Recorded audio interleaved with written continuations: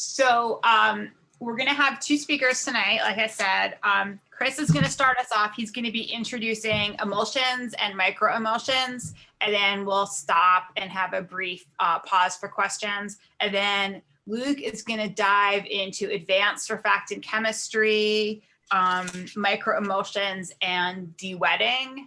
And I hope you read his article. If you haven't, it's a great backup to whatever he's going to talk about tonight. And with that, as always, chat questions. I'll monitor the chat during the talks and try to answer them, and also address questions to the hosts at the break. So thank you all for joining us, and I'm going to mute myself. And please mute yourself as well. Actually, Luke will probably mute you all anyway. So yeah, I'll go ahead and do that. And I'll see if I can actually get it to work this time. Let's see. So Chris, you may need to unmute yourself after I do the general mute. Okay, so Chris, I'm going to ask you to unmute. Okay, so that should be working. There you go. Excellent. So welcome, session 2, part 2 of our 4th Practical Science for Conservators, emulsions and microemulsions. Thank you all for being here. So tonight's recommended cocktail, the White Russian. Why? Because milk and cream are prototypical examples of an oil and water conventional emulsion. And for those of you who like the Big Lebowski, the dude abides by these. So, we're going to be talking about emulsions. An emulsion is simply a stable mixture of two immiscible liquids. So oil and water don't mix, make it into emulsion, and you have a stable miscible system. Conventional emulsion is an emulsion built with a continuous phase and a dispersed phase. The dispersed phase is stabilized and emulsified into the continuous phase with surfactants. The dispersed phase is present. The dispersed phase is present in surfactant micelles.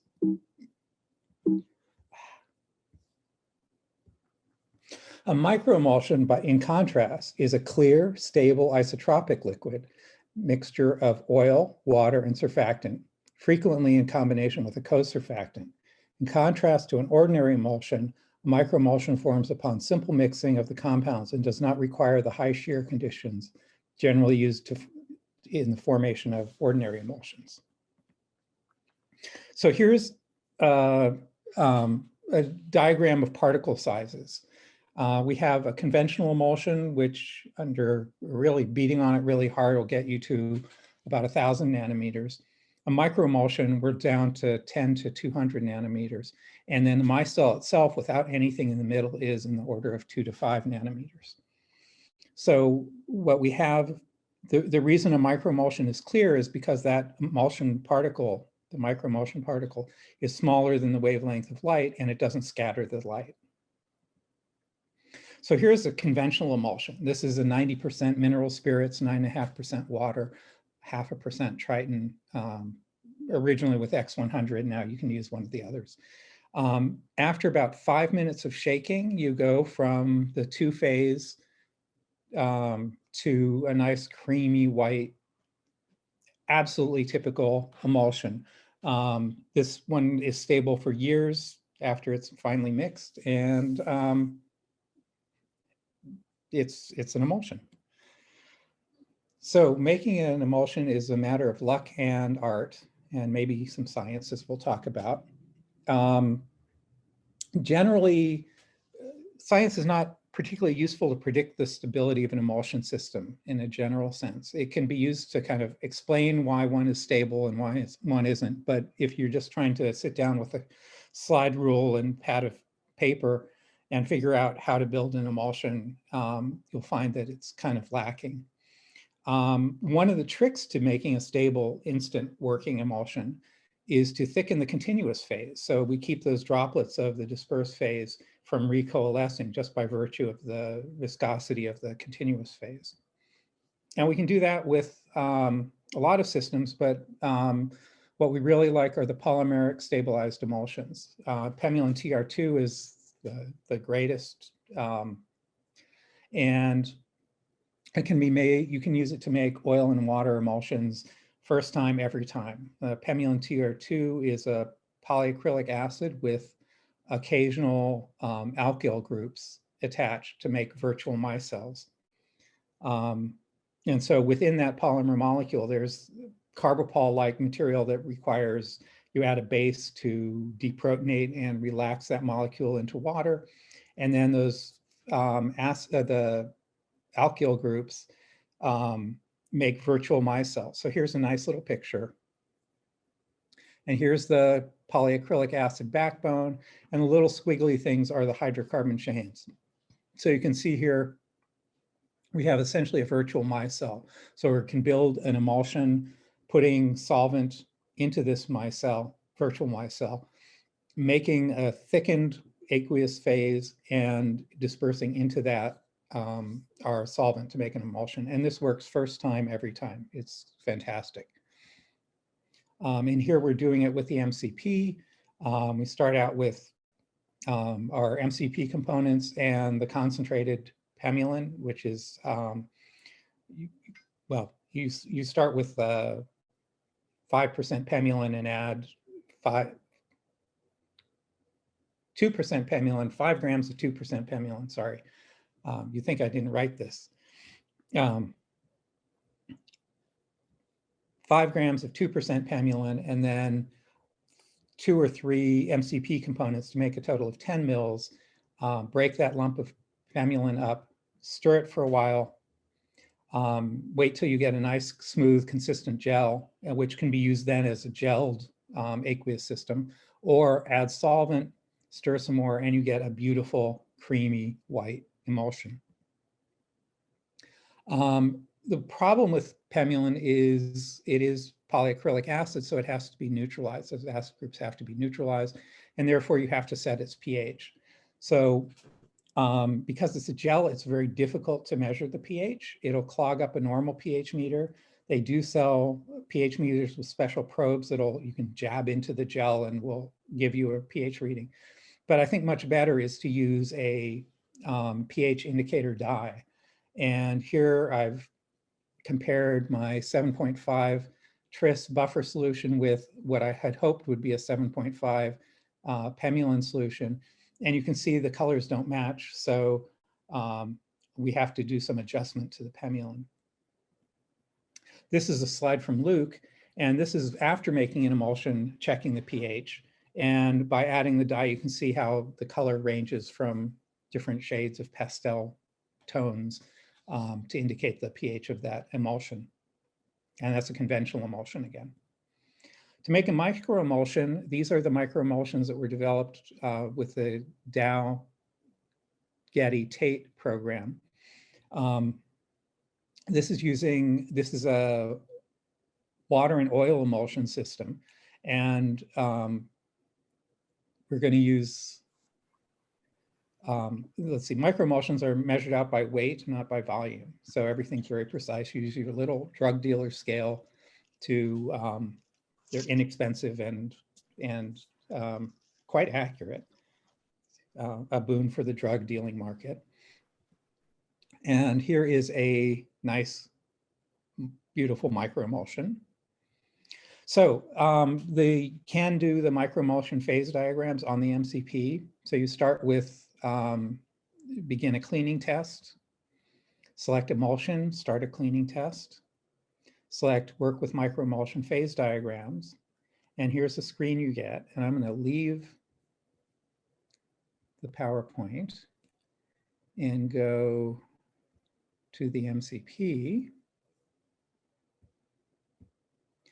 And here we have, so the way this works, the blue dots are microemulsion and the red dots are biphase. So it doesn't make an emulsion, it forms 2 layers.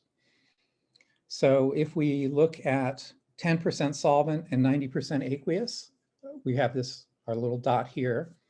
So 90% water, it can be distilled water, better yet MCP solution. And 0% surfactant, which is read this way, and 10% shell salt. And so it's not an emulsion. If we go to 20%. Oh, what happened? Something terrible has just happened. Sorry.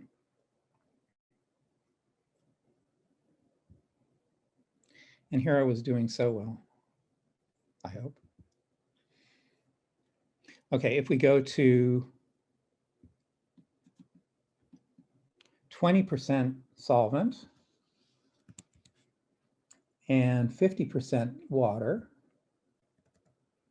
for aqueous phase, which gives a surfactant amount of 30%, our mixture is right here on the phase diagram. So 50% water or aqueous phase, 30% surfactant, and 20% solvent, the shell salt D38.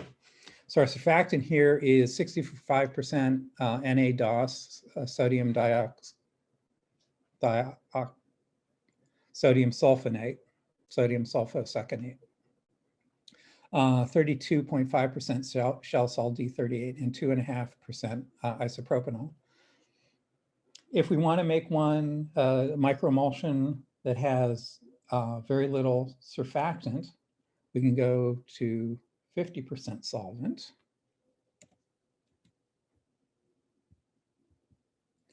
and 30% water and 20% solvent. And now we see we're here, 30% water, 20% surfactant, and 50% solvent. So anyway, that's how it works.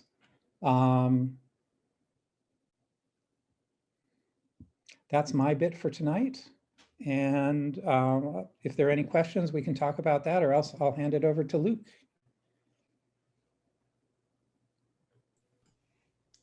I posted the link for the pH indicator dye in the chat.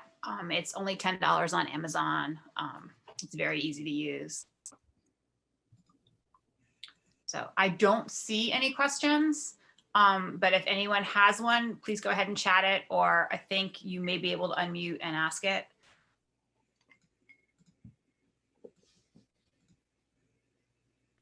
And great. If there aren't any. No, Chris, you're not off the hook. Okay. No. I have a question about microemulsions in the sense that, I understand when they look good, but I guess I don't have any intuition around really when is the best opportunity to use them. And this may be a very stupid question, so please excuse me, but can you talk a little bit about that? I've used Pemulin many times, but not, I just don't, I guess I'm just confused by them. Well, Pemulin's for a conventional emulsion, not a microemulsion. Right. Microemulsions, Luke will be talking all about their special properties and all about how they work. So your question is a perfect lead into Luke. Oh, okay. Well, Luke, he emailed me and told me to do that, so. I'm just kidding, he didn't. You had me for a moment there. So there is a question from Dennis. It said, would each of the blue on the triangular chart result in a significant different solution in practice? So does each blue dot, I believe, of the possible microemulsions have very different properties for cleaning? And he's giving me the thumbs up, which makes me think that we're on the same page. Yeah, they do. One is I always try to keep the amount of surfactant as low as possible. I mean, even at the lowest, we're at 20%, which is admittedly only 65% actual surfactant. But what's critical is the amount of water in those systems. So being able to go from 10% water all the way up to 50% water is really the controlling. If you're trying to remove grime from an acrylic paint surface or something that's water sensitive, you want to use the minimum amount of water that does the job. So usually 10% doesn't do anything, and you just build up the microemulsion until you get to a water level that does actual cleaning for you. Does that answer? He says yes. Okay. So I think we're ready for Luke's talk. Luke, are you ready for us? Yeah, for some reason, Zoom is being really buggy tonight. So I can't actually see myself. So I'm going to do the best I can when I go full screen here. You have a beard. Yeah, it'll cover up anything.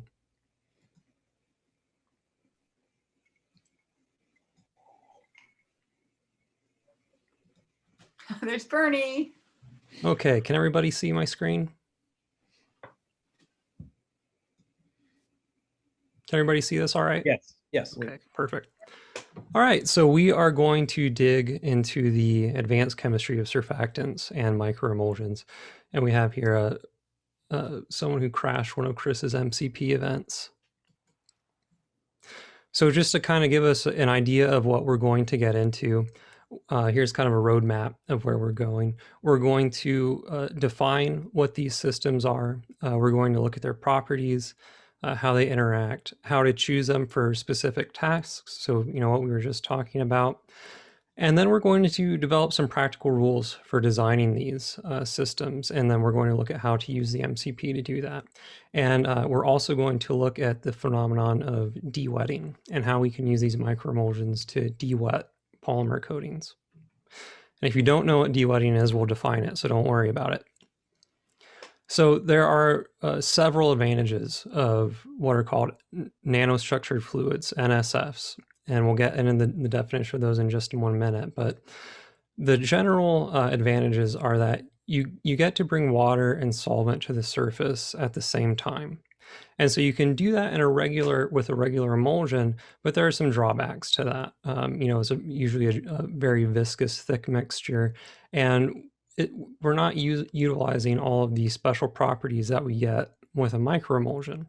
A microemulsion actually facilitates a greater interaction between the solvent or whatever is inside the micelle and the coating that you're removing, whether that coating is dirt and grime or if it's an actual polymer coating.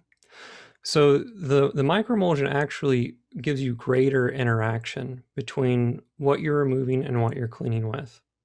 And what that lets you do is clean more efficiently, more easily, more quickly, but it also lets you clean more gently.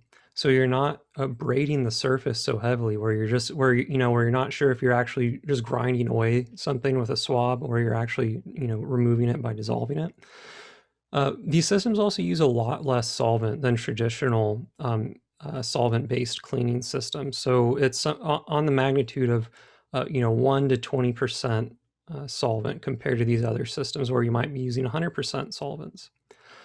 The other thing is that the solvent is encapsulated in the micelle itself.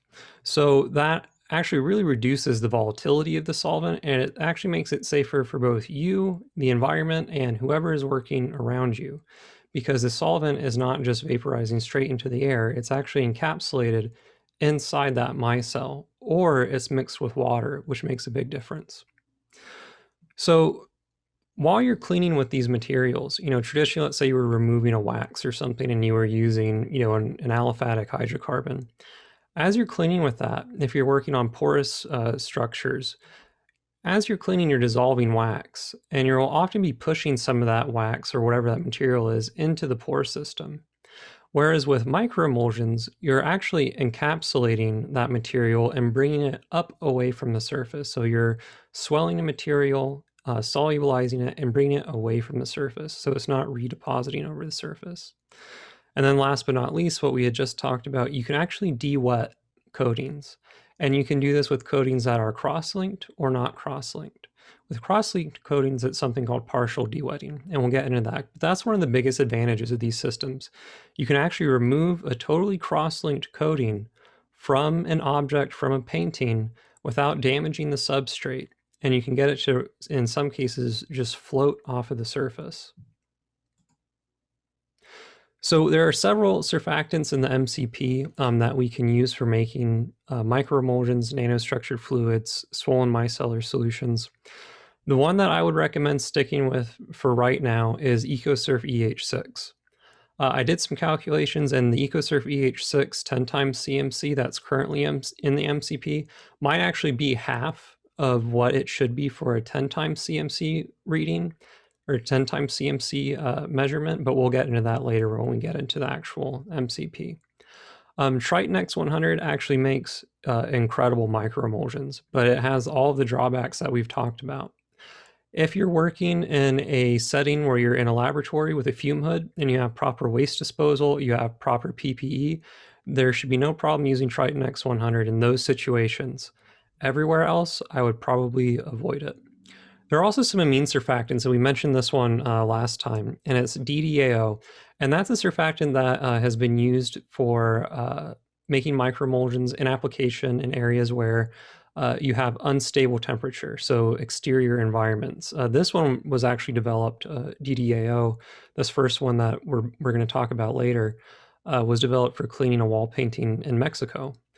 There are also these alkyl polyglucosides, and those are APGs. And there's one called Triton CG110 that is really promising for making microemulsions. I haven't personally researched this one, but I've read the literature on it, and a lot of people have had great success with it. There's also another one called polyglycerol 10 laurate. It's also sometimes referred to as MPD. And that surfactant is tested heavily by Dr. Piero Baglioni in Italy. And it is in the same class as an EcoSurf, but it has some interesting tweaks to it that make it a really interesting surfactant. I also haven't tested this one, but I hopefully will soon in the future. So there are three general types of microemulsions that a conservator should probably be familiar with. The first one is just a regular oil and water microemulsion. That's where your major phase is water, your dispersed phase is your solvent, and the micelle contains the solvent inside of itself, and the water is outside. So that's generally called an oil and water system, or OW. Then there are also inverted microemulsions, where it's just the reverse of that, where you have a solvent as your main system, it's your main phase, and then you have water dispersed into that, and the water is inside the micelle. I am not going to talk about inverted or reverse microemulsions this evening because I think that for most of us, they're probably not at a point where we should be using them. They generally require much to surfactant. So we're going to focus on the oil and water microemulsions as well as the swollen micellar solutions. So a swollen micellar solution is kind of an intermediate solution. The major component of those is going to be water, just like in a regular oil and water microemulsion, but its dispersed phase is going to be a solvent. And the solvent is going to be both inside the micelle as well as outside, and inhabiting the interface in between the micelle shell and the micelle core and exterior bulk aqueous environment. So if you can see my mouse on the right-hand side, there's a wonderful picture of a micelle, again, from one of Dr. Baglioni's papers. And this is actually a Triton X100 surfactant molecule with some nonpolar solvents. And the interior here is the core of the micelle. And this exterior kind of tan shade is the micelle shell. And so this is a pretty typical microemulsion nano droplet. And these droplets, like Chris had said, are usually on a little under 100 nanometers in width. So this is what we're thinking about when we're thinking of these micelles.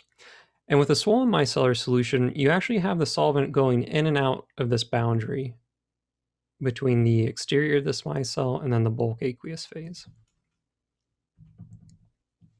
So you can see that here a little bit better in this second diagram. On the left, there's a traditional oil and water microemulsion where the insoluble solvent is totally encapsulated inside of the micelle. On the right, there is a swollen micellar solution. So that swollen micelle is going to have the solvent going in and out of that boundary. So you can see it's kind of all over the place, and that's actually really advantageous. We can use that in a couple different ways. So these oil and water microemulsions, they contain organic solvents. Organic solvents are going to be basically any of the solvents that we normally think about. We're not going to talk about, ionic liquids and things like that. We're generally talking about things like xylenes and, methyl ethyl ketone and solvents in those classes. So with these oil and water microemulsions, the solvent that you disperse into them is really important. you can control and tune the size of the micelle by controlling the amount of solvent that you put into the system. So by using less solvent, you actually increase the amount of interaction between the micelle and the surface. So you actually end up with all these really tiny droplets. And as the droplet size gets smaller with these systems, their efficacy actually increases. So a lot of times with these systems, people really want to put a lot of solvent into them, and they get uncomfortable because you're putting very small amounts, 1% up to maybe 8% in some of these systems. But really, you're getting more solvent action with that lower amount than if you were actually using 100% pure solvent. And we'll get into the mechanics of that later. So in a swollen micellar solution, you have that dispersed solvent phase, and we're calling HBA solvents, hydrogen bond accepting solvents, like methyl ethyl ketone or propylene carbonate. And they're partially soluble in the aqueous continuous phase. So that partial solubility is what's allowing them to kind of migrate in and out of the micelle between the bulk aqueous phase and the micelle itself. We're also going to take advantage of the fact that this EcoSurf that we're mainly going to focus on is a non-ionic surfactant. It is not an ionic surfactant like most of the previously reported systems. So anionic surfactants like sodium lauryl sulfate, they're very sensitive to ionic materials. Ionic materials that are in your cleaning system, like sodium ions, or ions that are in the surface that you're cleaning. So if you're thinking about an actual real life situation, if you're cleaning a fresco, you're going to have interactions of the calcium ions and the anionic surfactant.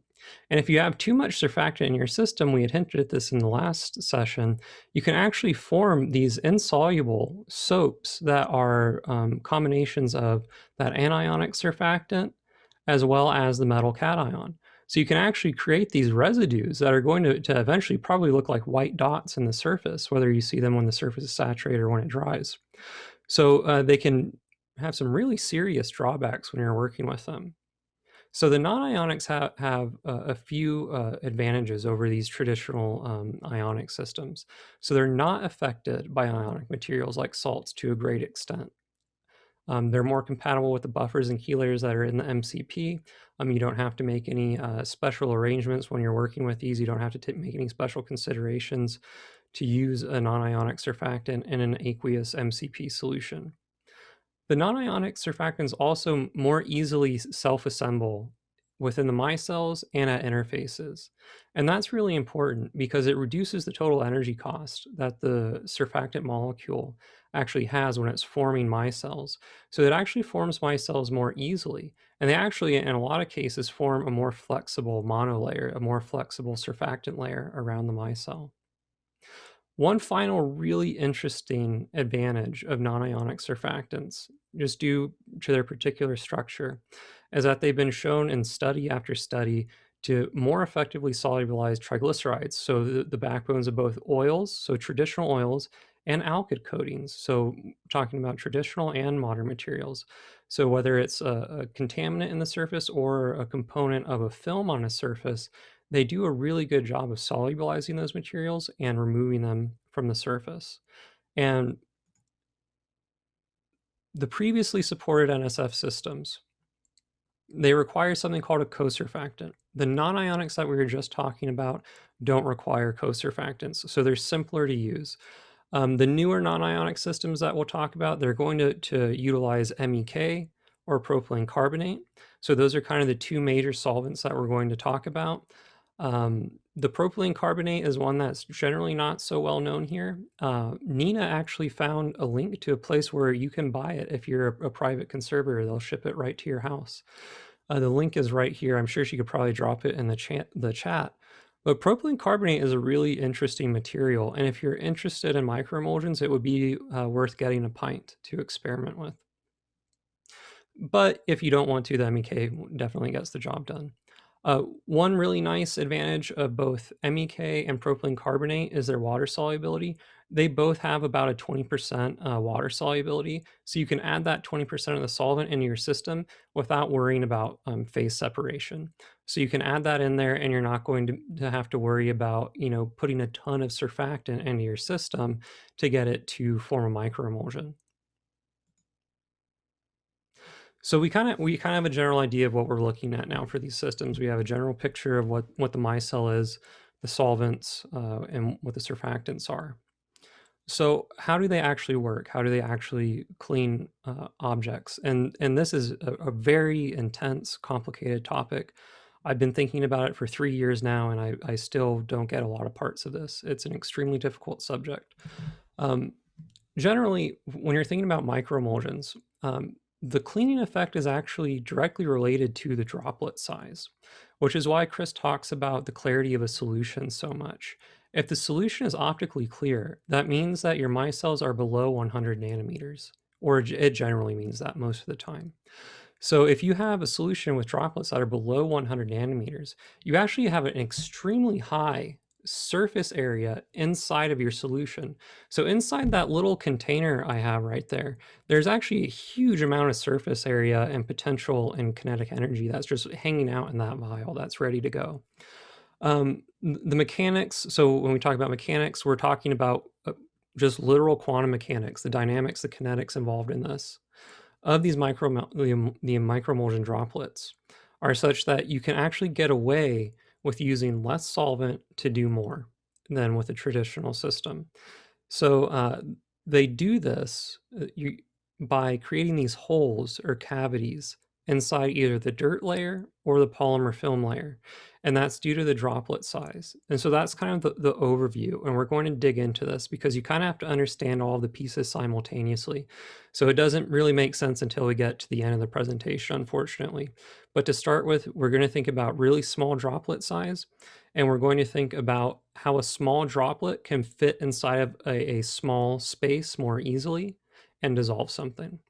So if we look at this picture on the right, that is actually a piece of pottery in the Arizona State Museum collection that I think had been tested over a course of 20 years and had, maybe around 100 different cleaning tests performed on it.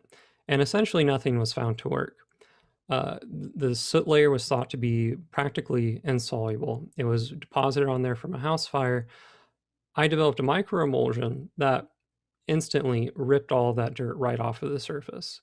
They're extremely powerful systems that can be utilized in a lot of different ways, and this is just one example of it.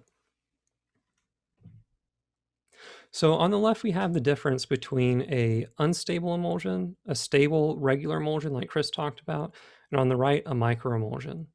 And so microemulsions are going to be between optically clear and a little bit translucent or a little bit opaque. There's no real clear cutoff right there, except that the one on the left isn't good, the one on the middle isn't good, but the one on the right works well as a microemulsion if you're judging it by the clarity of the solution. So these microemulsions are thermodynamically stable and they spontaneously form, and they do so according to this expression that I have here.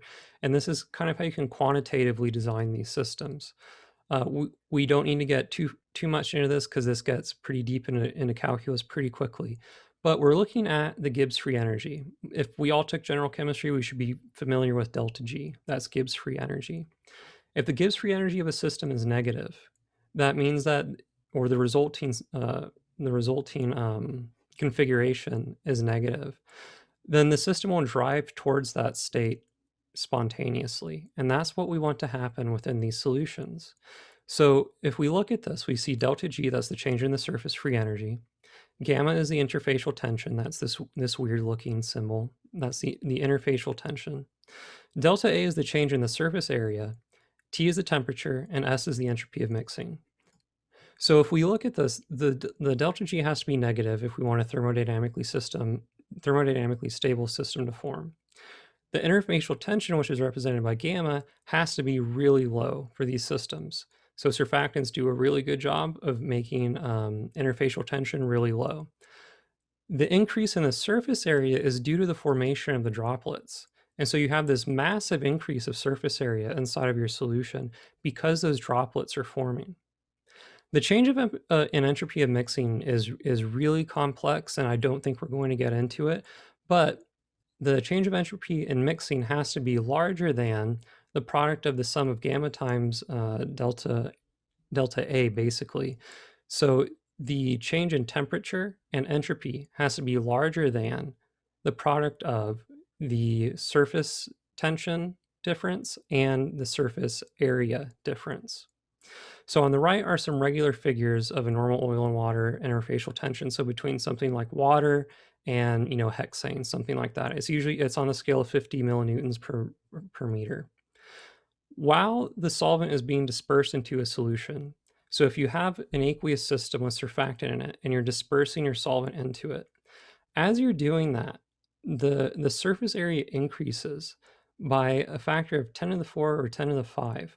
So you have this huge increase of surface area.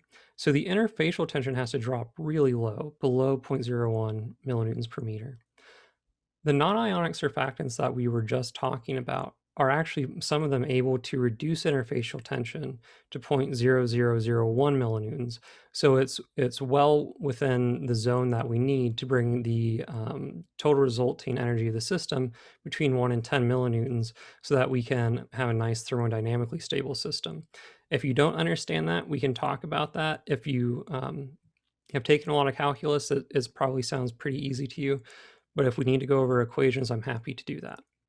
So one of the things that is really seems counterintuitive is that as the surface area increases, droplet size decreases, and as that occurs, you get a better cleaning effect. They seem to be counter to each other, but they're really not. If you look at the droplet on the left, it's 500 nanometers wide. These little droplets here are broken down into 100 nanometers. So you can see here where this droplet is contacting the surface is a very small area compared to these smaller droplets, which are contacting the surface in many more locations. So that interaction between your microemulsion system and the surface that you're removing is much greater with these smaller droplets. So basically the takeaway to remember is that the microemulsion systems are thermodynamically stable. They form spontaneously. The droplets require low surface or low interfacial tension, and that the smaller the droplet size is, the more you have an increase of surface area and the more we benefit from it. So we have to get into the concept of interfaces when we talk about microemulsions and surface science. So there's basically three interfaces that we're concerned with. It's the solid-solid phase, the solid-liquid phase, and the liquid-liquid phase. So the solid-solid interface is just the, I'm sorry, I said phases, I should have said interfaces. The solid-solid interface is the interface between the substrate and the soil or the polymer coating. And if we look on the right, that would be something like between this bronze and all of these contaminants here. That's your solid-solid interface. The solid-liquid interface is the interface between the object's soil, so this outer layer, and if you were to put the microemulsion on it, the interface between that soil and the liquid system. And then the liquid-liquid interface is actually the interface between the bulk aqueous solution and the solvent inside the micelle, separated by the surfactant monolayer, that thin film, that thin interfacial film. So those are the three interfaces that we're concerned with: solid-solid, solid-liquid, and liquid-liquid. So we can take that and start building this into the actual microemulsion systems and some of their chemical properties. The cloud point of a microemulsion system is extremely important. So cloud point is related to a surfactant. The cloud point of a surfactant is basically the point at which phase separation occurs. So you would have the surfactant solution separate into a surfactant-rich phase and a surfactant-poor phase. The point right before that occurs is the cloud point temperature. So that cloud point temperature can be reached by either raising the temperature of the entire system, or it can be reached by having something interfere with the surfactant. So you can add something like a hydrogen bond accepting solvent, like methyl ethyl ketone or propylene carbonate, to your system to lower its cloud point. So if you look on the right-hand side, this was a solution that I was testing to see where its cloud point was.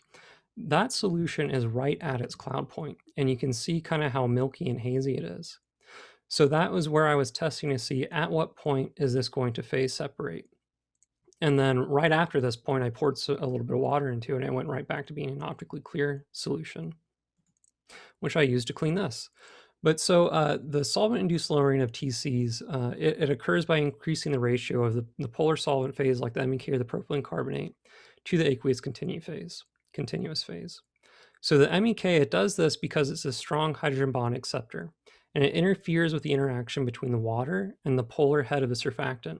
So there is an interaction between the MEK and the polar head of the surfactant that causes a dehydration of the entire micelle.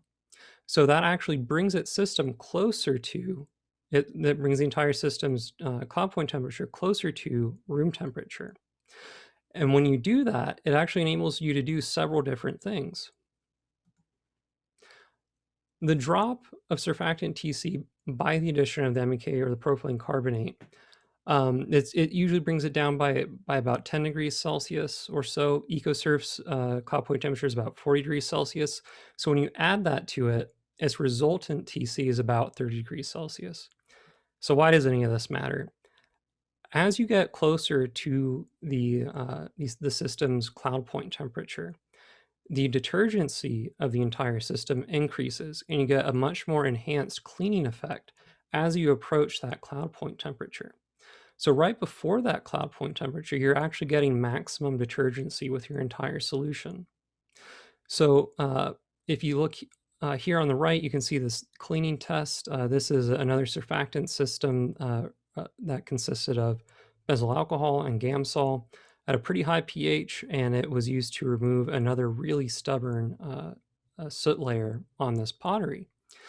And it was actually impossible to remove that soot layer, as well as on the previous pot, until I started messing with the cloud point temperatures of these systems, or I started messing with the size of the droplets or tuning the droplets. So there are several different approaches that you can take to get an enhanced cleaning effect. One is reducing the size of the droplet, which is actually what I did here. Two is actually introducing a hydrogen bond accepting solvent like methyl ethyl ketone or propylene carbonate. Either one of those will increase the cleaning power of your entire system.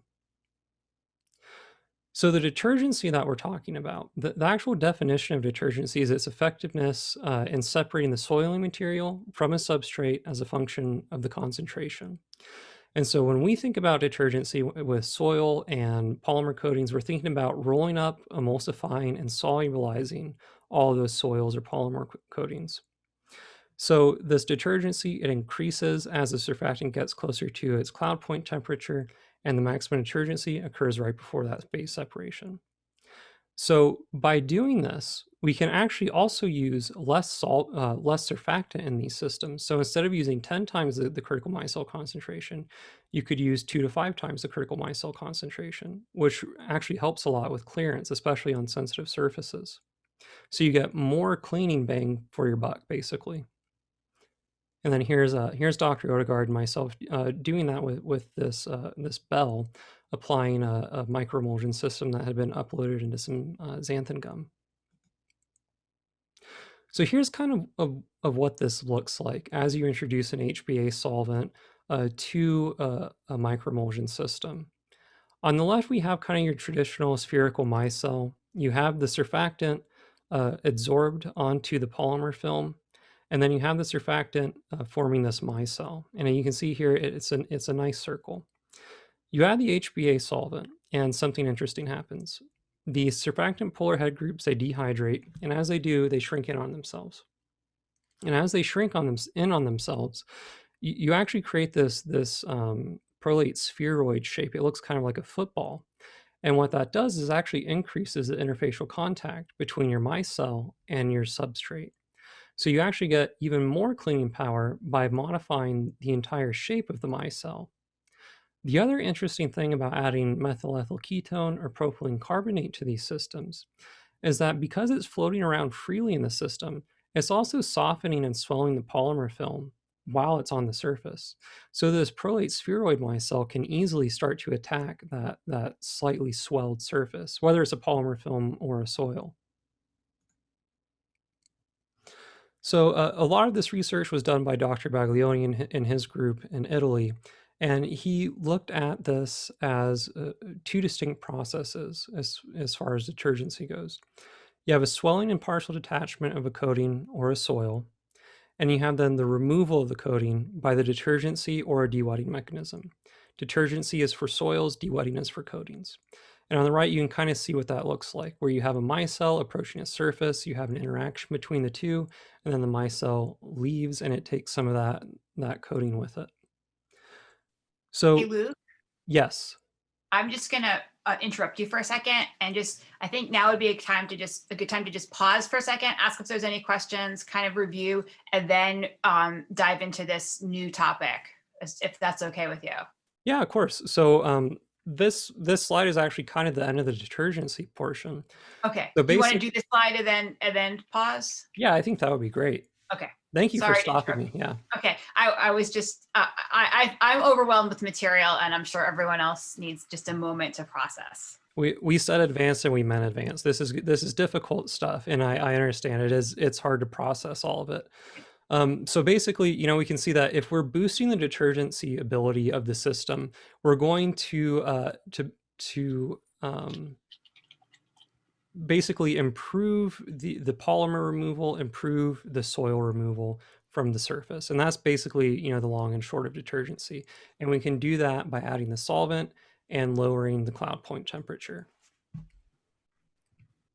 Okay, so I'll go ahead and stop sharing my screen and we can get into some questions. And I still can't see myself for some reason. I don't know why. Luke, I have a question. Yes. Dennis Baltosconis. I'm just going to try to reflect what I've been listening to. I did read your paper right before earlier today, so I'm kind of getting a double whammy of this. First observation is you mentioned a lot of times this idea about the surface area being increased, which I think is very, it's got to be extremely significant. And that's all I want to say about that. The question I ask, though, is on all these examples that you're giving, are we assuming that the contact time of this solvent that you've made is roughly the same, or does that change? Yeah, that's highly variable. It depends on both the soil, the substrate, and the system. And so there are three factors that you have to think about. Most of these systems work very quickly, and that's generally the ones that are working through detergency to remove soils from a system. So when we look at something like the two pieces of pottery that I showed, I mean, that was instant. That was taking the swab, rolling it on the surface, and then, that was it. That's all you needed to do, and you had, the nice clean surface underneath it. We'll get into some objects later, which require longer dwell times, and those can be something like an hour long. And we'll talk about how you can facilitate that. But yeah, so you have a variable dwell time on your surface. Thanks. Mm-hmm. If I could add something to that, one of the things Dr. Baglioni talked about in the workshop I took with him is the idea of the microemulsion with both the solvent in the water phase and in the micelle kind of feeds the what you're trying to remove, the polymer film, with exactly what it needs to reduce it to the lowest energy state. So it almost self-selects the formulation that's going to make the swell that material the most to allow it to de-wet like that. Yeah, what Chris is saying is part of what makes this so complicated. As the micellar solution is working on the surface, it's absorbing oily materials from the surface. It's absorbing, fatty molecules from polymers and things like that. And they're incorporating those materials into the center of their micelle. So the micelle is actually getting bigger. Its HLB is changing. Its solubility properties are changing as it cleans. And with some of these systems, as they start to take in some of these components from what they're cleaning, they actually become better solvents for what they're cleaning. So it's kind of like the like dissolves like concept that we're all familiar with. It happens a lot with waxy coatings. It's really common with that. So if you are still manipulating dwell time or factoring that in, what about mechanical action? Yeah, so mechanical action is just like approaching any other cleaning. Generally, when I'm cleaning these, I'm just using a regular bamboo swab with regular, we roll hand pad cotton on it. And I'm trying not to abrade the surface. Generally, when I'm working on these objects, they're quite fragile. I'll show you some examples in a little while, but you have to approach it like you would cleaning any other object. It's just highly variable. The other thing I would add to that is Luke hasn't really talked about dewetting yet, but when you start dewetting, you actually physically, the material has left the surface and you physically push it off. So if you use a wet swab, it doesn't clear very well. But if you just kind of push it gently with a dry material, or a dry swab, or even just the bamboo stick by itself, it will physically just push off the surface. And it's a staggering thing to watch. It just amazes me every time I see it. Yeah, and this is, I was kind of mentioning that this doesn't really make sense until you hear the whole thing, and then you have to go back through it again. As we go through dewetting, we're going to continue adding components to this. So one of the things that we're going to add is, how do you actually use these systems? You can actually upload them into methyl cellulose, xanthan gum, agarose, into, Evolon CR cloths, textiles, things like that, to keep them on a surface, essentially. And so you can approach cleaning that way with these two, and we'll get into that as well. So in the chat, there are a bunch of questions just about different ingredients and components of what you could add to these microemulsions. So I'm going to try to do a little bit of a summary of that. Mm-hmm. So there are some questions about whether you could use the Surfonic instead of the Triton X in these, and I pointed out that the difference between the Surfonic JL80X and the Triton X100 is actually large molecularly, but that the EcoSurf EH6 is easily available, and that was a great surfactant. So I would say try to use that. Yeah, I agree with that. EcoSurf is going to be the general way to go. You can use Surfonic to do this, and we're going to talk about this when we get into the MCP later. But 10 times CMC of Surfonic in 100 milliliters of solution is literally 3 drops of Surfonic. So how much solvent can you put into that? 1 drop? Yeah. So that's an issue. You have to start factoring that in as well. And so with EcoSurf and the new CMC that I'm proposing, it's closer to 1 milliliter as far as volume goes, it's closer to 1 milliliter for 10 times CMC. So you can fit more solvent into that. There's a question about whether microemulsions can be used on paper artifacts, and just wondering about that. Someone asked. Yes, they absolutely can. That's one of the things they're specifically good at. Adding to that, first of all, these are what Luke's been talking about are water-based microemulsions. So they're usually 90% water with 10% combination of solvent and surfactant. So that's very simple. And the other thing is they can be loaded into Baglioni's gels. I don't remember what it's called. It used to be called the super wet and ultra wet or something, or the Peggy gels, and just placed on the surface and doing their magic without actually wetting the surface below. Yeah, for paper and textiles and things like that, these are not systems you would use in a bath. This is stuff that you would do spot cleanings with. And then there was some discussion about the use of acetone and the use of acetone versus MEK in these microemulsions. Sure. Is it possible to use acetone? And we're also using MEK because it is very polar and is the hydrogen bonding acceptor, right? That's what it's called, HBA. Mm-hmm. Yeah, so that gets into some pretty complex chemistry quickly. You can use acetone. I would say you would have to approach it very situationally. Like if there's something that you particularly know is cleaned well with acetone, then go for it. Generally, I would use MEK. And part of why this is confusing is because we haven't gotten to this part yet.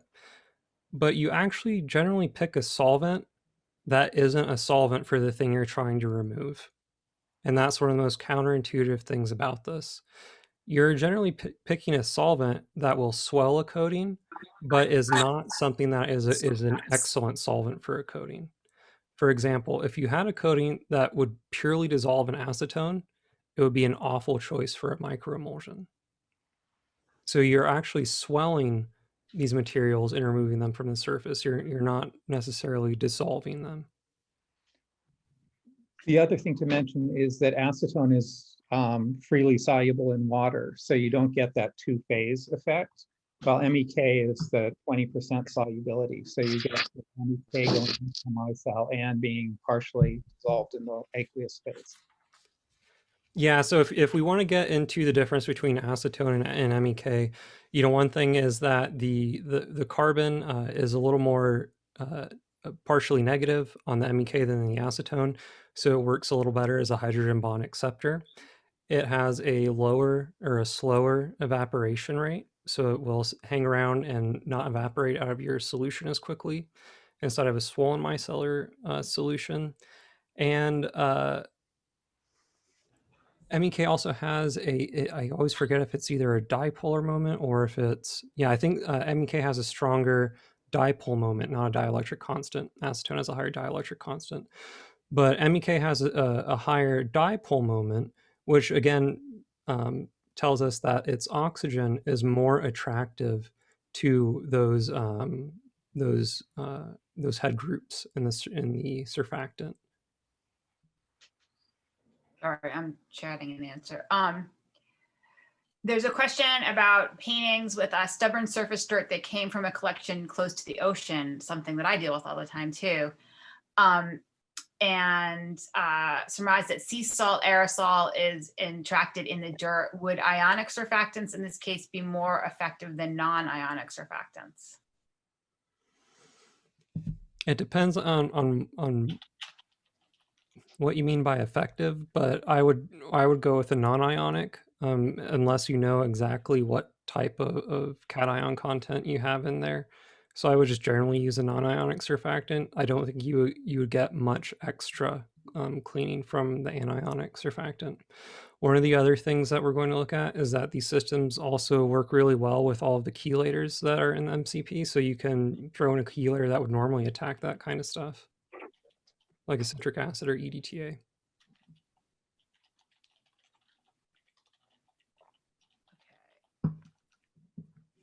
I think that's it for questions. There was one question about CMC that I think I'm answering. So okay, cool. If I didn't answer the CMC question, write it into the chat and I will address it later. Otherwise, we're caught up. I had a question that I thought of, and because I have to admit I have not used microemulsions. So you put the microemulsion on the surface, and then how do you decide what to clear it with? Is it usually cleared with water? Mm-hmm. Yeah, you're really just using water. Okay. These systems that we're talking about tend to have about 1% surfactant content. And so they're very readily cleared with water very easily. You could add, a drop or two of the solvent that you're cleaning with if you were really concerned about that, but I don't think that would be necessary. At least with all the ones that I've used, I've just used water. And then the other question I had is, how does this, so there's a new like fad in skincare of these micellar waters that are used for cleansing. Are they just waters with a tiny, tiny bit of surfactant in them, as far as we know?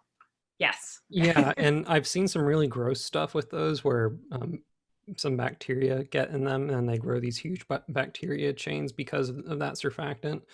Because the surfactant can be a pretty good food for a certain bacteria. But yeah, I'm pretty sure that's all they are. Yeah, I think they're just exactly what Luke's been talking about. Low concentration or solvent microemulsions. Oh, here's another question. What if you wanted to remove some metal soaps from leather? Wouldn't want to use too much water to clean. So am I better off just using solvent with a using solvent with the microemulsion? Leather that is in contact with brass beads. I would say that you would have to approach something like that with a really restrictive gel, like one of the Peggy gels that Chris just talked about, if you wanted to do that. I don't think this is really the best approach if you're purely trying to remove metals and things like that. I would say a microemulsion probably isn't the best tool for that situation. A reverse microemulsion might be. We're not talking about those tonight, and we haven't done much work with them, but essentially something very similar to what I talked about with chelating in that aqueous dispersed phase might be good. It's just the ones I talked about have so much surfactant, they're not good for anything that's got any pore structure to it. But I think in the future we can come up with systems that are reverse phase microemulsions that would be appropriate for something like that. Yeah, and I think that would be the way to go. And also, again, keep it inside of something like one of those PEGI gels, because you have, the leather around it that is going to really soak that up if you aren't careful with it. So there is a further question about the clearance, whether you would use just a regular distilled water or a pH adjusted water. And I guess it depends what pH your microemulsion is and if you're changing the pH of your microemulsion. Would you do that? Yeah, definitely use your pH adjusted water. When we open this up in the MCP, I build every microemulsion system with a buffer. A lot of times in the literature, these are tested without buffers because they're being used on things that are just test materials and samples. Whenever you're working on the surface of an object, you should be using a buffer, really. So there's another question about CMC, which is why is it important to list the CMC on the solution? And you want to be working at a CMC that's effective, so your surfactant to be working with the lowest possible CMC, so you don't have excess surfactant, I would say. And yeah, and it's good practice to write what you have in the solution on the bottle. Right. That's really 90% of it. Okay. And then one more question is, would benzyl alcohol, what would benzyl alcohol do to a microemulsion? Benzyl alcohol makes an excellent microemulsion, and we'll cover that. It's one of my favorites. I use that all the time. You just made Brooke very happy. The thing with benzyl alcohol is that, like I kind of mentioned at the beginning, people want to shove a lot of benzyl alcohol into the solution, and it's not going to work. When you're using benzyl alcohol, it's around 1% total volume. And actually, the other thing that we'll talk about when we get into this is that you're actually going to be doing this by weight. And Chris had mentioned that earlier. Right. But so you're usually using about 1% of that solvent. But yeah, benzyl alcohol works really well for this stuff. Okay, we're caught up on the chat. So if everyone's okay, let's delve into dewetting. Cool. And before we start, I know that this is a really difficult topic, so we can keep answering questions about this, but hopefully after the dewetting section, we'll get a little bit more clear of an idea of what's going on with this. All right, can everybody see that okay? Okay, great. Yeah. So we just talked about dewetting a lot without having gone into dewetting prior to this.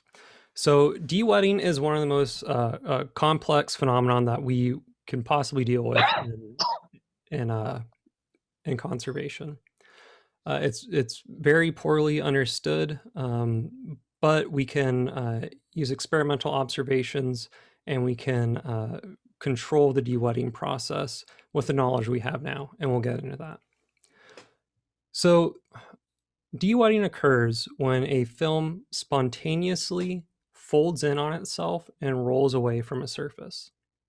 So if we look in the bottom right-hand corner of this basket fragment, the painted surface, the blue surface underneath it, was covered in a cross-linked shellac coating that was a waxy button shellac that had been on that object for well over 100 years. It's an archaeological object, and it was the shellac coating was applied to it in the field. This coating could not be removed. It was completely insoluble. It's still insoluble, but it could be removed through dewetting. And that's really one of the big advantages of these solutions.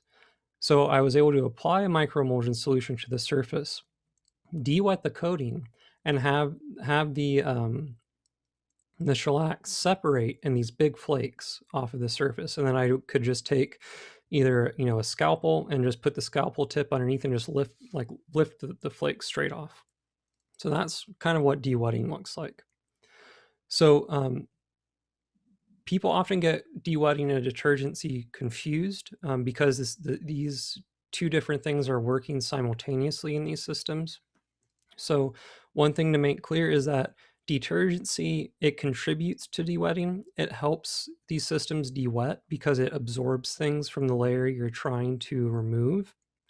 But detergency is not the same thing as dewetting. Dewetting is an entirely different process. So what you do is you apply a microemulsion to a surface. So we can say it's something like the swollen micellar solution, where we have water, we have a buffer in there, we have 10 to 20% methyl ethyl ketone or propylene carbonate, and anywhere between 1 to 5% of your surfactant, depending on how crazy you want to get with it. Generally 1% surfactant is fine though, and more than sufficient for this. So you apply it to the surface and you let it dwell. And so it can begin to dewet in a period of 5 minutes to 1.5 hours or so. It's a very variable time period depending on the coating that you're removing. So what starts to happen when you apply that microemulsion to the surface is that it starts to attack the surface, and it starts to kind of basically form these holes in the polymer between the substrate and the polymer that you're removing. And then the micellar solution starts to move into those holes. And then it actually exacerbates that process. It actually starts to then dissolve inside of that hole. So you're actually causing it to start to lift up and separate from the surface of the object. So you have the solution moving in through the polymer coating, going to the interface between the surface of the object and the underside of the polymer coating, and kind of making a bubble there. And once it makes that bubble, there's actually now more facility for other micelles to move in there and do the same thing, and that bubble gets bigger. And with some of these coatings, it actually ends up making a hole straight up from the surface of the object through the coating. And once it does that, the coating will actually start to separate and roll in on itself. So, how does this occur? Why does this occur? So a hydrophobic polymer film that's applied to a surface, and this can be, when we say polymer film, it could be something like paraloid B72. When we put it under these conditions, when we subject it to these conditions of the microemulsion, we actually put it into a state where it would be more energetically favorable for the polymer system to collapse in on itself than to stay exposed to that micellar solution. It's like the solution is so hostile that it would prefer to curl in on itself than be in contact with the micellar solution. When the polymer coating is on the object, it's in what's called a metastable state. So you've applied some kind of solvent to this polymer coating, and it's been put onto this object, and then it cures. Once that coating has cured, it's in a metastable position. So it's not actually at the lowest energy state possible for that coating. So when you use a micellar solution, it actually facilitates that coating, it facilitates the coating's ability to move to the lower energy state. So you have on this diagram, oops, let me go back to this one. You have on the diagram the higher energy metastable position. You add a surfactant solution, a micellar solution, and it lowers the activation energy. It lowers the hill it has to climb to get to the lower energy, thermodynamically stable system, which is that polymer rolled in on itself like a little ball, basically. So when you add that surfactant system, you greatly reduce the size of that hill. So it actually doesn't take a whole lot of energy to go from its stable position, or its metastable position, to its thermodynamically stable position. So once we start to coax it into pulling away from the surface, we actually, the energy in the system starts to increase. And the more energy that's in the system, the more easily the surface will dewet. And we'll see actual physical examples of this so it can make a little more sense. So I like to think of dewetting as like a water droplet on a hydrophobic or waxed surface. And we've all done this, where if you have a water droplet on a surface and you take your finger and you press it down on the water droplet flattens out. You put energy into the system and it caused the water droplet to flatten out. That is analogous to dissolving a polymer coating in a solvent and spraying it on a surface or brushing it on a surface and letting it dry. So now it's flattened out. When we're dewetting a coating, what we're basically doing is taking your finger off the water droplet. You're removing the energy barrier that is keeping that coating in place. So you're taking your finger off the water droplet. And if you've ever done that, where you've then just taken your finger right off the water droplet reforms into a sphere. And it reforms into a sphere because that is actually the most energetically favorable conformation of that particular material. In this case, it's water. So when it's a sphere, it has less contact with the surface around it. And that's why it likes to go back to being a sphere. That's why these polymer coatings, when they dewet, when you have actual true dewetting, they literally curl into they look like little, tiny nerds or something like that. So the surfactant in the solution is basically what's taking the finger off of that water droplet. It's lowering the energy cost to allow this phenomenon to occur. So I broke one of the golden rules of PowerPoints, and I tried putting a video in here. So let's see if the video actually plays. So here's a surface, a film, which is basically a soap bubble, and it's stable, but then we input energy and it curls in on itself. I love that, so I'm going to play it again. But so you have a film. It's stable right now, right? It's perfectly fine, but you've inputted energy into it, and now it's curled in on itself. The same thing is occurring with the polymer coating, except that your polymer coating was a solid when you started. However, as you let that coating dwell on the surface, what's happening to the polymer coating? It's swelling and becoming a fluid. So you have a dry polymer coating, but the microemulsion is then applied to it, and it starts to swell, and that coating actually becomes fluid. And so at some point, that fluid coating actually can just lift straight off the surface because it's no longer adhered to that surface. You've had the microemulsion basically sneak underneath it and cause it to lift up and away from the surface. And you can have two different things occur. Let's see. You can have either a complete dewetting or a partial dewetting. So in a complete dewetting, what happens is that all of those molecular strands inside that polymer coating, they become fluid. So it's like it started out as uncooked spaghetti, and then you applied the fluid to it, and now it's just like a noodle that's been cooked. So they're flexible, they can move. And when that occurs, they actually start to input energy into the system themselves through their own fluctuations. They're quantum states, basically. They vibrate, they move, they input energy into the system. So the polymer coating itself, after swelling, is actually what's providing the energy to dewet, because it doesn't want to be exposed to that microemulsion. It's not energetically favored. But the more energetically favored state is to curl in on itself, like we saw that soap bubble do. The soap bubble didn't want to be spread out in that surface. It wanted to be collapsed in on itself and not in contact with the air and the other materials around it. So the entire dewetting process is actually spontaneous. You apply the solution to it and it occurs by itself. You don't need to do anything else. So with the appropriate surfactant concentration, and you can use as little, I've used as little as 2 times the critical micelle concentration. And here in this video that we'll watch, I actually used 5 times because I really didn't know what I was doing other than reading a paper about this, and I thought I would try it out. But you really don't need a ton of surfactant to make the dewetting process occur. If you don't have the surfactant, none of this will happen. The surfactant is what lowers surface tension. It lowers interfacial tension. It's what removes that energy barrier. So if you try to do this with just solvent or aqueous system alone, it's just not going to happen.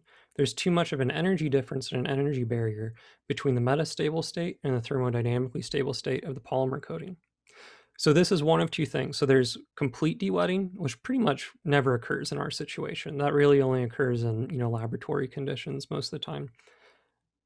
What we normally get is what's called partial dewetting. And so this was my first experience, and it blew my mind so much that I've been thinking about this for, I think, 2 or 3 years now. But so the coating that was on this table was a catalyzed nitrocellulose lacquer coating, entirely cross-linked, totally insoluble. So instead of trying to dissolve it, we approached it by using a microemulsion system. We swelled the coating and caused partial dewetting. So this nitrocellulose, this cross-linked catalyzed nitrocellulose lacquer coating was able to just literally be lifted off the surface with a business card. So if you can you guys see that video okay? Okay. So that was a thick nitrocellulose lacquer coating that was completely cross-linked. And that was done actually with the Triton X100 system, which I wouldn't necessarily recommend anymore. You could have easily have done that with something like EcoSurf. But I'll play it again so you can see what exactly that looks like. So you can see the coating is swollen. Its volume is greatly increased. But we're just taking a little plastic card and just, lifting it gently off the surface. I don't know about anyone else, but that completely blew my mind the first time I saw that happen. So that's really one of the big differences with these systems. We're not dissolving the coating because you can't, unless you're going to dissolve the object underneath it. But what we can do is de-wet the coating. And I've done this on basically every type of coating that exists by this point in several different situations. So I think, let me see if it was on the previous slide. Yeah, so here on this slide, on the top is actually what that coating looked like before the de-wetting. So you can see it's this cracked, awful, aged, deteriorated lacquer coating that was really thick, and it was sprayed on there. And this really wonderful marquetry table, the seasonal movement of the wood was causing that coating to crack. And then the coating itself was causing damage to the surface underneath, so it had to be removed. And so in this photo underneath, the entire coating has been removed successfully, and the de-wetting has been accomplished. So when you talk about these things, they generally seem, too good to be true. And I would say anyone who's interested in this, you can try it yourself very easily. Take a test material, a piece of wood, a piece of painted canvas or something like that. Apply 20% weight volume solution of paralloid B72, brush it on there. You can be as messy as you like. Let that cure for a couple weeks. Then make that MEK or the propylene carbonate solution, which is going to consist of 1 to 10 times the CMC of EcoSurf, 10 to 20% MEK or propylene carbonate, and water. And you can apply it to the surface and see what happens. You can upload that system into a gel, a methyl cellulose, Evolon, whatever. Put it on there. Cover that surface with just the polyethylene plastic sheeting from Home Depot. Let it sit there for 5 minutes and check it and see what's happened. You're probably going to see a coating that's split and started to separate from the surface. So that's a ton of theory. And I think a lot of times when you get into these kinds of talks and lectures, you get a lot of theory and you walk away going, that's cool, but I'm never going to try that. So we are going to get... Something for a moment? What's that? Can I interject for a moment? Yes. Your B72 experiment, we did that in Baglioni's workshop. Oh, I didn't come up with that on my own? Sorry. But it was B72 that had been applied to a painting as part of a varnish workshop, and had been applied over grime and a discolored varnish. And we took the B72 off, leaving the grime behind. If you don't believe me, believe Chris. It's really amazing. It's really amazing. And the most amazing part about the system is how easy they are to formulate. I mean, it's dead simple. So let's actually open the MCP and get into this stuff. So we could either stop now for questions, or I can launch directly into the MCP. What would you all like to do?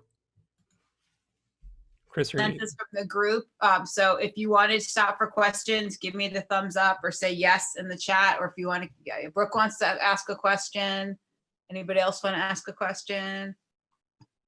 We can stop for questions now. There have been quite a bit.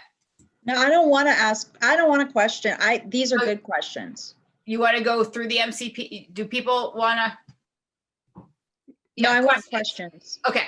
Okay. I just don't have one. Okay. I'm just going to scroll back. So I feel like some of the questions have been answered by listening to the rest of Luke's talk, but there have been a lot of questions about what the surface is like under the dewetted, after you've dewetted, and how, and what have there been examinations of the surface. And I think Chris's anecdote about the dirt still being there is pretty powerful. So do you guys have anything else to add? You know, it's a bad answer, but it's variable. It's whatever. It's like what was underneath the surface before. I don't know.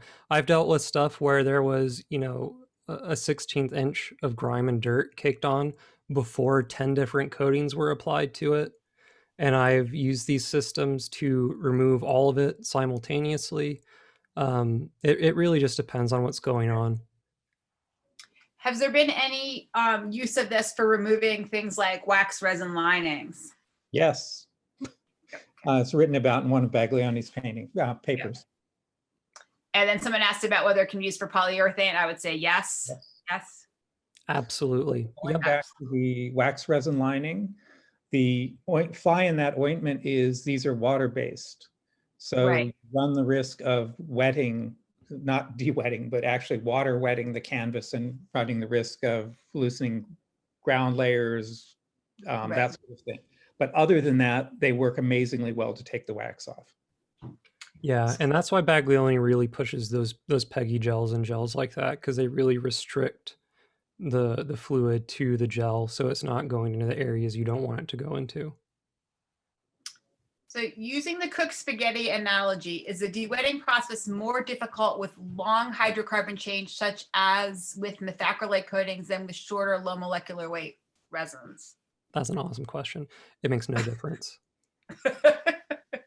And then someone asked about dwell time, and it seems like you just need to test it, right? Yep. So with that table, what we did is, you know, we started out by thinking, okay, it's a thick coating, so it's probably going to take a while.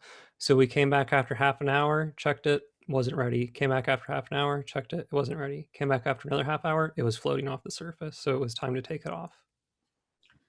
So have you ever, this is a question I have, has anyone ever left a dewetting solution on too long and had disastrous effects, or not, because the dewetting is chemically so different from the substrate that it should be okay? It shouldn't cause any more damage than what, you know, leaving water on the surface, you know, would normally do for an extended period of time. Definitely don't do that. Set a timer. So if you're doing these long dwell times. I'd also add that lots of times the dwell time isn't that long. I've had it work with less than 5 minutes. So you want to start checking quick, and then, you know, progressively let time between tests go longer and longer. And I'd say if it dries on the surface, you just have your dried out coating, probably curled up and lifting and not looking so nice, and rehardening. But yeah. One caution I will give is if you have a poorly bound paint layer underneath one of these, it will, if something is poorly bound underneath it, it can potentially take that with it.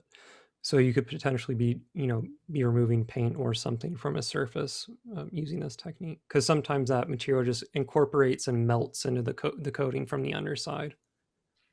Can the dewetting be applied to contemporary oil or acrylic paintings on canvas? As far as removing coatings from them? There's no more in the question, but if the person who chat. Yes, say you could remove a polyurethane coating from a modern painting with a dewetting. There's not, in fact, something that's young is going to withstand the aqueous portion of that much better. So I have trouble imagining a acrylic painting with a polyurethane varnish, but it would probably respond very, very well to this technique.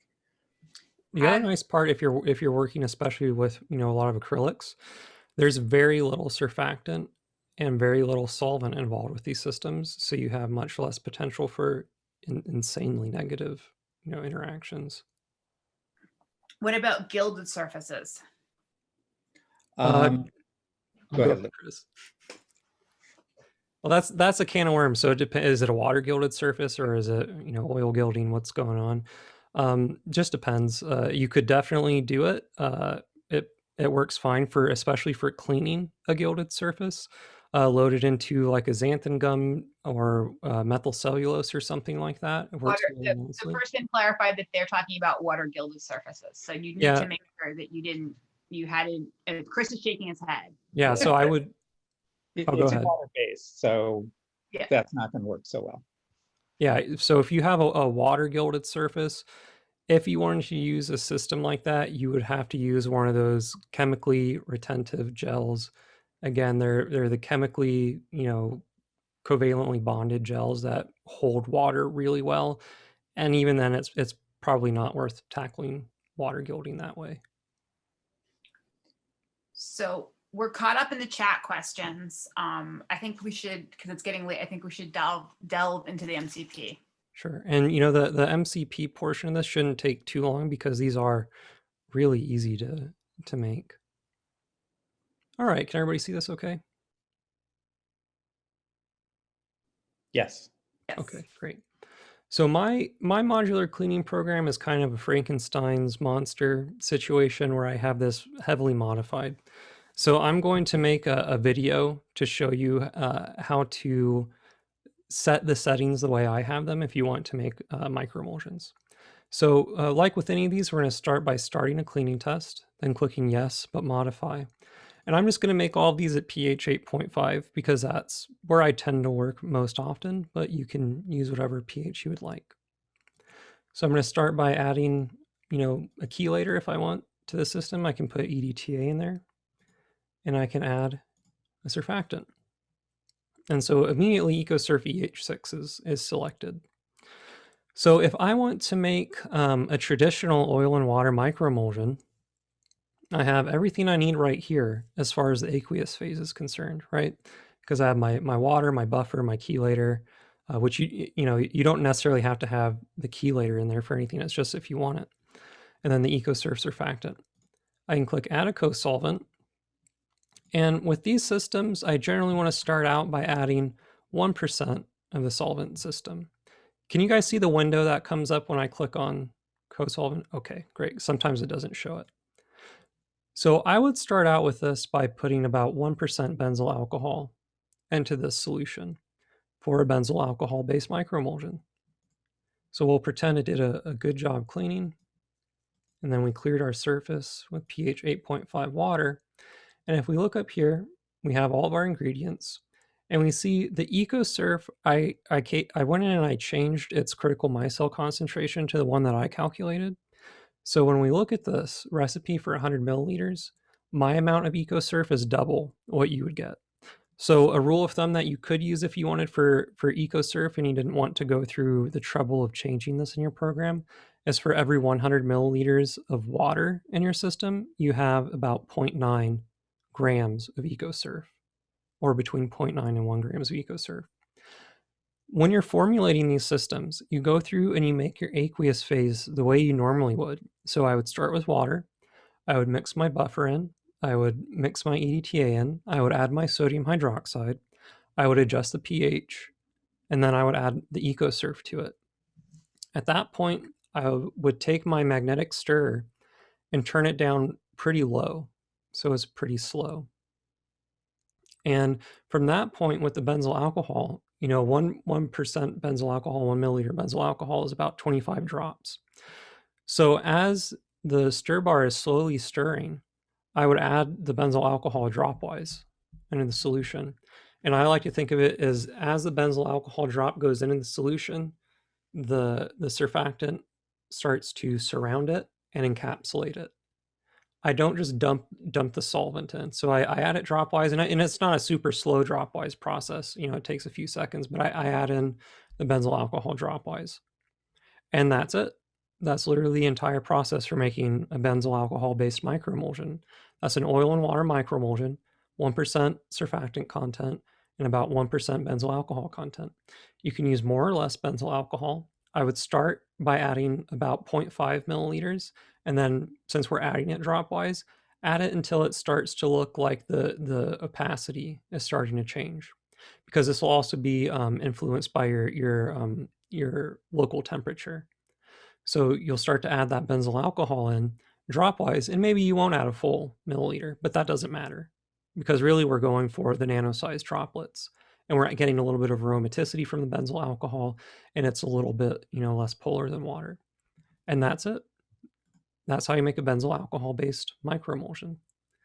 So let's make another one. So let's say this one is pH 5.5, and we're going to use citric acid, and we're going to use EcoSurf. And for this, we're going to use something like Gamsol, xylene. You could add toluene in there if you wanted, because you're using a very small amount and it's encapsulated. You can use any kind of non-polar solvent you would like as well. It doesn't have to be something like an alcohol. So if we pick xylenes, that's a really common one for traditional oil and water microemulsions. So we have our system here. Click Yes, Clean. We'll say it does a pretty good job. Oops, I'm so used to clicking 8.5. So it's the exact same thing. You build your aqueous phase in the exact same way, and you just drop in dropwise the xylene. There's no difference preparing this microemulsion from the other one, other than you just change your solvent. That's how dead simple these are. So now I'm just adding in dropwise xylenes to my solution. One of my favorites is to use Gamsol, which is like a Shell-Sol D38, because you get a little bit of that aliphatic hydrocarbon solvent in there, but you don't have any of the negative drawbacks of aromaticity. So I like to use that system a lot. Or if I want something that's a hydrocarbon, but I don't want the aromaticity of a hydrocarbon, maybe I'll add a little bit of benzyl alcohol and a little bit of Gamsol. So maybe I'll add 0.5 milliliters of Gamsol and 0.25 milliliters of benzyl alcohol to a system. That's perfectly fine. So that's as complex as making an oil and water microemulsion in the MCP is. So there's the other solution we can make though, and these are what work really well for dewetting polymer films. So we're going to go up to pH 8.5. We can add a chelator. We can add a surfactant. And this is part of the kind of the Frankenstein monster thing. I click add a gelling material, and then I click over to my favorite gel, which is methyl ethyl ketone, which isn't a gel at all. It's just pure methyl ethyl ketone. So I've gone in and recoded methyl ethyl ketone solution as a gel, and it works perfectly fine. And I coded it in to give myself, if you can see, 20%, which is going to be 20% by weight of methyl ethyl ketone into the solution. So you can see that kind of at the bottom of the screen here. But so I can add 20% MEK, because if I try to add it up here, it's not going to let me add 20% to this solution. So it's just not going to work. Whoops.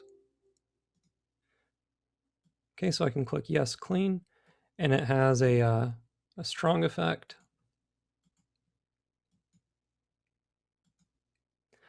So we can see here, we're building our aqueous system again, exactly the same way. And the only difference now is that we're adding in 20 grams of methyl ethyl ketone. And I love that it says sprinkle it in, which is a good reminder to add it in slowly. So sprinkle your MEK into the solution, and now you have a swollen micellar solution that can dewet a polymer film. And you have everything measured out for you. You don't have to do any math, and everything is right here ready to go. And I can show you how to do this modification. It's really not difficult. So that's your MEK system. So this will be our last microemulsion system. So we're going to do another one at pH 8.5. We can add a chelator. We can add our surfactant, and we'll add our gel. And the gel this time is going to be propylene carbonate. And if I wanted to add a little bit of aromaticity to this, well, now I can. Because if I have propylene carbonate, I know that 20% propylene carbonate is water soluble, is completely water soluble. So I could actually fill the micelle with something else first, and then I could add in the propylene carbonate after that. So I can put in a non-water miscible solvent and then add in a water miscible solvent after the fact. So if I add a co-solvent, well, let's see, let's add a little bit of benzyl alcohol. And we'll say maybe we'll add 0.5% benzyl alcohol. Now I can add both of these in there. And I click yes, clean. And this has a dangerously strong effect, I'll say that. It's extremely good. So when I click my recipe, I look here and I see, okay, I'm building my aqueous system exactly the same way. The only thing with this is that I'm going to reverse the order of the last two steps. I'm going to add the benzyl alcohol first, just a little bit of it, and I'm going to form those micelles. And then I'm going to add the propylene carbonate, and I'm going to add that dropwise, but pretty quickly. And by dropwise, I mean I have, the 16.5 milliliters in a little beaker, and I pour it in slowly as it mixes. And so there's another swollen oil and water micellar solution that's highly effective for removing a wide variety of polymer coatings. I would say you could probably remove most polymer coatings that exist. It works extremely well. And you could swap that benzyl alcohol out for xylenes, for toluene, whatever you wanted. You could put anything that is not water miscible in there. And so to do that, just to prove that this is really not difficult to do, if you just open up your solution list, and I go to methyl ethyl ketone, and I click on my methyl ethyl ketone gel, all you have to do is make a new solution, call it a gel. So you click gelling agent at the top. Then I put the major component as MEK. I add it by 100% and 100 milliliters at 100 grams. And then from there, I'm done. I go to my database, I open up the aqueous database and I edit it. I click continue, and I click continue until I get to the gel screen, which is right here, and I just add it in right over here. So I have my MEK right up here. That's my methyl ethyl ketone gel. And you can see I have some other stuff in here too. I have a triethanolamine one and a DEG, which is DEG-B monobutyl ether. So I can actually add co-surfactants doing this too, and I can show you that in a video. So it's really as simple as that. And then you can also add in whatever co-solvents you want to. You can go to your solution list and pick a solvent and then just click it and make it into a co-solvent. And then you can put whatever solvents you would like in to make a co-solvent. And that's it. So it's really not difficult to do. You make your aqueous system, you add your surfactant, and then you can click co-solvent at the top for a traditional microemulsion system, or you can add in the 20% by weight MEK or propylene carbonate to that system for the oil and water swollen micellar solution. And that's all it takes. So I hope that was at least somewhat interesting. It took a while to figure out how to make the MCP do that, but it makes it really easy and reliable to make these solutions. So say I want to make 2 liters of it because I have a big tabletop I need to de-wet. Well, I can easily do that in the MCP now. So that's amazing. I'm very excited to try to do that with my MCP. And I will I'm sorry, Nina. I'll try to get a new version of the MCP that allows this to be done a little bit more obviously. So one thing I would really like to do in one of these talks, because I get the private emails of people struggling with the MCP.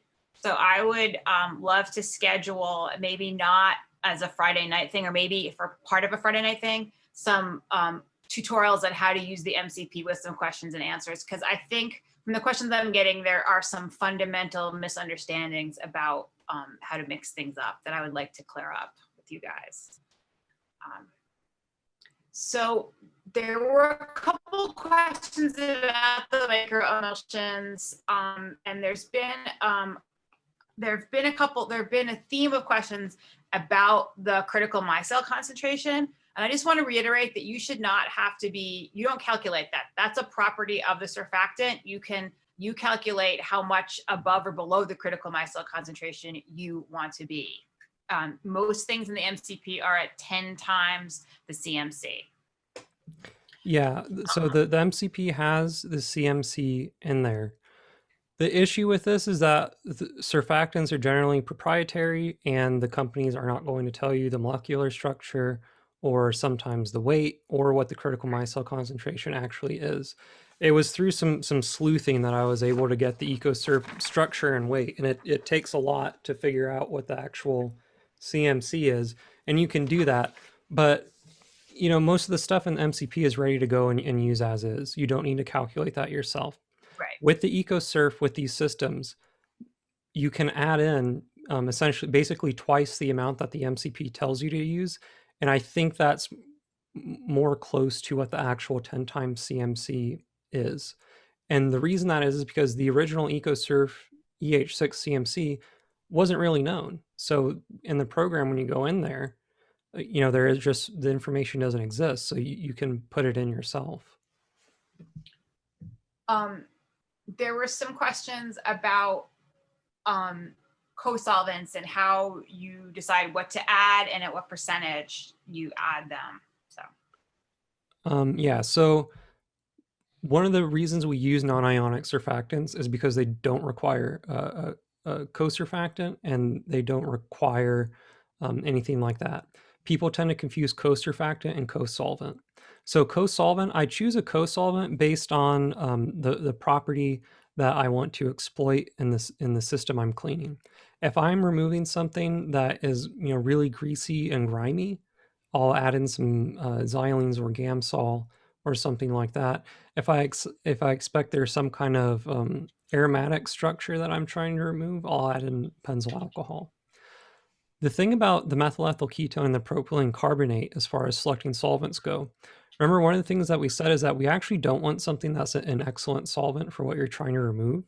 And it actually doesn't matter if it's an excellent solvent for what you're trying to move. It just matters that the micelle has a particular size.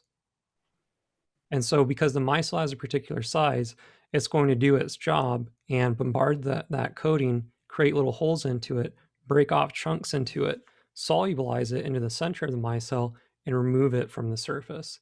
And the solvent really is just there to give us small droplets and alter the cloud point temperature, which alters the detergency of that system. So the solvents aren't extremely important for a regular microemulsion system beyond they need to not be water miscible. So, and they also, for the swollen micellar solutions, need to be either MEK or propylene carbonate. You can use other stuff, but I would say don't start experimenting with it unless you're really comfortable with it, where you're, you know, already a really, you know, competent chemist. And then, you know, of course you have free reign. Talk to us to give a lecture if you're one of those. Yes, please. I'm looking at the thing. Another thing is that we're looking into a lot more surfactants. So I mentioned a couple at the beginning that I'm personally looking into, and we're going to see if there are other surfactants that we can also utilize for these systems. Okay, I'm back to some of the questions here. There was a question about whether you could use ammonium hydroxide in a microemulsion, or would that destabilize it? I don't know why you would want to use ammonium hydroxide in that system, and I probably wouldn't use it. Okay.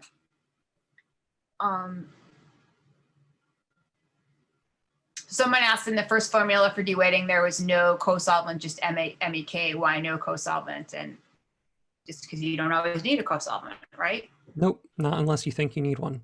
So if you had a coating that you expected to have some kind of aromatic content to it, then you could add some kind of aromatic component to as your co-solvent. I generally, if I'm working on something that's really sooty and greasy, I'll add a co-solvent that is, non-polar or, slightly aromatic. And that's, why I do that. Because if you're attacking a surface, you might need to remove grime at the same time you're removing the polymer, because you're going to have grime incorporated into the polymer a lot of the time. What is the shelf life of the microemulsions, or do you just mix them up a little at a time as you use them? Mix them up a little at a time as you use them, but microemulsions are thermodynamically stable. They're recommended to be stored like 50 degrees below their cloud point temperature, which I think is a little ridiculous, which usually means it's just going to be freezing. So I would say just mix up, 10 milliliters at a time if you're working on small stuff. Or if you work on big stuff, make 100 milliliters or something like that. They should be stable, but eventually, things happen and stuff crashes out of solution. My experiences with the Baglioni systems are that they're stable in the jar for quite a while. Yeah. I just don't know, how long. I have 2 microemulsions sitting in my cabinet that have been in there for 2 years, and they're perfectly fine with no weird storage conditions. And I've seen a couple of the water and oil microemulsions turn color after maybe a year. So. Oh, weird. There's also some other stuff that happens too. You sometimes, if you formulate your microemulsion poorly, you may not have actually made a microemulsion. You may have made one of my favorite terms, a mini emulsion, which is a metastable emulsion that's not quite a microemulsion. And that type of emulsion is kinetically stable, not thermodynamically stable, which means that if it's kinetically stable, basically it takes a really long time for the phase separation to occur, but this phase separation does occur over a period of, weeks or months or something like that. So you may have formed something that you thought was a nice stable microemulsion, but maybe you put too much solvent into it or something like that, and you actually formed a mini emulsion with large micelles, above about 300 nanometers, I think is the cutoff. So, sometimes that happens. That was my question. In these recipes, when you're doing it, how do you know if it's right? So the best thing is that you know it's right if it's clear or close to clear, or just very slightly opaque. The best way to judge this is by eye.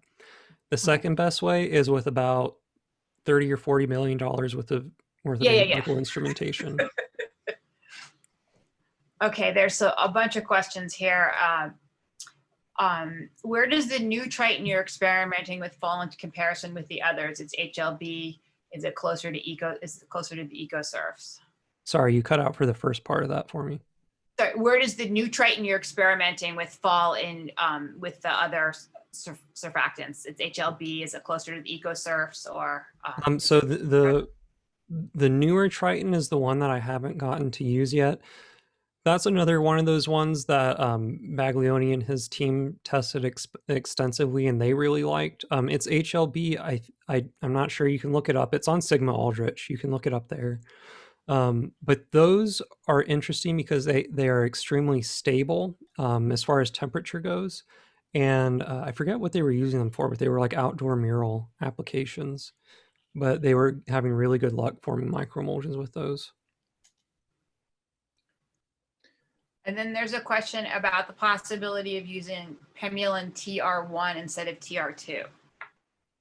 TR1 just doesn't hold quite the same amount of solvent as TR2. So as far as I can tell, there's no real reason to be using it. It has a lower amount of those aliphatic dangly things that make the virtual micelle.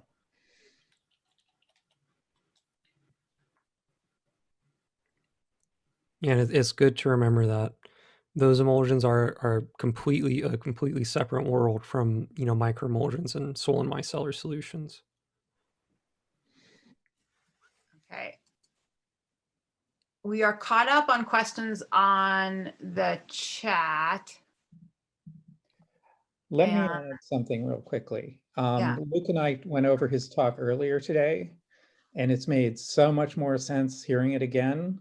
So if you're finding this intriguing but not quite following, it will be well worth listening to it again. It'll make a lot more sense.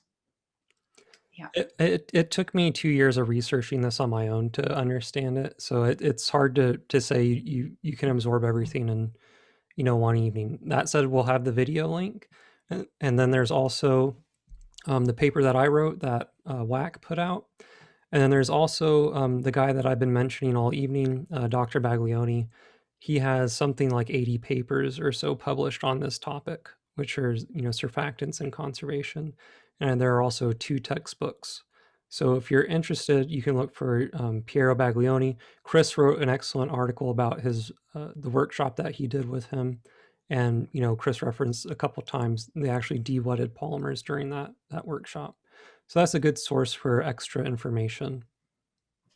And we can put some of those citations in on the Facebook page, and we can also maybe post a little crib sheet to some of the recipes if that would be helpful. Yeah, I think what I'll do is I'll make that MCP video, show you how to modify it, and show you how to make the emulsions there. Because these systems, as you've seen, they're really not dangerous to formulate. It's not like, you're working with 100% toluene or something like that. It's really just an aqueous system that we're comfortable with.